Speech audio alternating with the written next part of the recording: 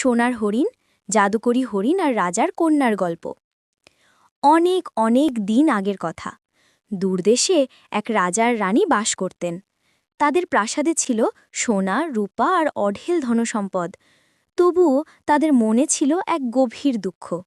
তাদের কোনো সন্তান নেই। বছরের পর বছর দোয়া আর প্রার্থনার পর অবশেষে তাদের ঘরে জন্ম নিল এক সোনার মতো সুন্দর কন্যা।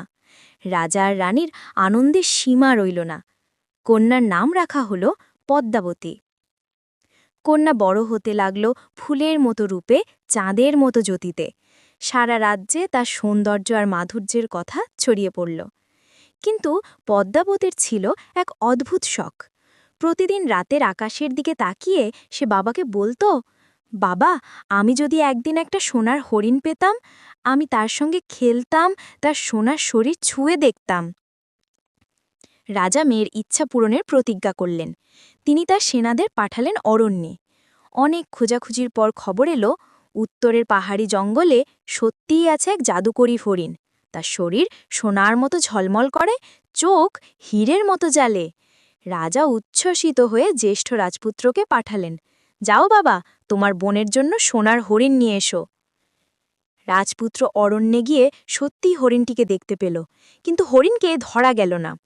কাছে যেতেই সে দৌড়ে পাহাড়ের গভীরে মিলিয়ে গেল। রাজপুত্র অরণ্যের অন্ধকারে হারিয়ে গেল। একজন নয়, একে একে 7 রাজপুত্রকে পাঠানো হলো, কিন্তু কেউই আর ফিরে এলো না। রানী বুক ভেঙে কাঁদতে লাগলেন। রাজপ্রাসাদ অন্ধকারে ডুবে গেল। তখন এগিয়ে এলো রাজকন্যা পদ্মাবতী। সে বাবাকে বলল, আমি আমার ভাইদের খুঁজে আনব, সেই সোনার হরিণের রহস্য উদ্ঘাটন করব। রানী কাঁদতে কাঁদতে বললেন, না মা, তোকেও হারাতে চাই না। কিন্তু পদ্মাবতী দৃঢ় প্রতিজ্ঞ। হাতে নিল ধনুকবাণ, গলায় ঝুলালো তাবিজ, আর একা বেরিয়ে পড়ল অরণ্যের পথে। অরণ্যের গভীরে পদ্মাবতীর সামনে হঠাৎ দেখা দিল সেই সোনার হরিণ।